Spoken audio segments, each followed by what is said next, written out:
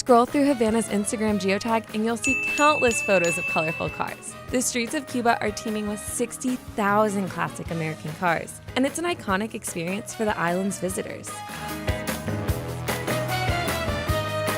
A majority of tourists can tell a story about riding down the Malecón in a hot pink Chevy Bel Air or driving through Havana City Center in a baby blue Cadillac.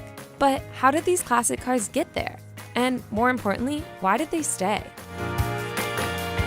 In the 1940s and 1950s, Cuba had a strong urban middle class, and this class had a passion for American cars. Cuba imported over 125,000 American cars, and at one point, Havana was considered the Cadillac capital of the world.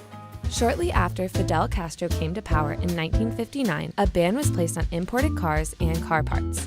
American tourism to Cuba came to a halt, and 1.4 million Cubans left the country, leaving behind their families, homes, and cars.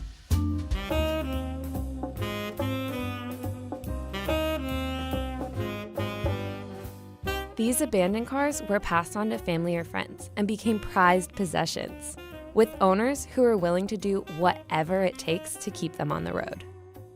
Cubans turned to their ingenuity. Parts from tractors or lawnmowers became makeshift engines, and shampoo turned into brake fluid. The cars are a symbol of hard work, but they're also a source of income. A Cuban driver can make more in an hour than a Cuban doctor makes in a month.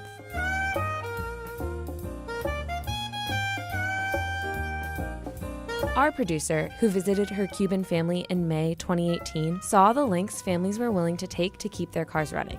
Being a driver in Cuba is a career path. That's one of the few career paths that allows you to kind of make your own money and not depend solely on the government providing it for you. So it is a very lucrative business. It is also a huge investment. It was definitely not what I envisioned when I was scrolling through Instagram trying to get inspiration and travel photo ideas. It just gave me a better appreciation of the ingenuity involved and the determination involved. I definitely suggest, getting that experience and driving in the classic cars, but I think it's super important to remember that your photo op is their way of life.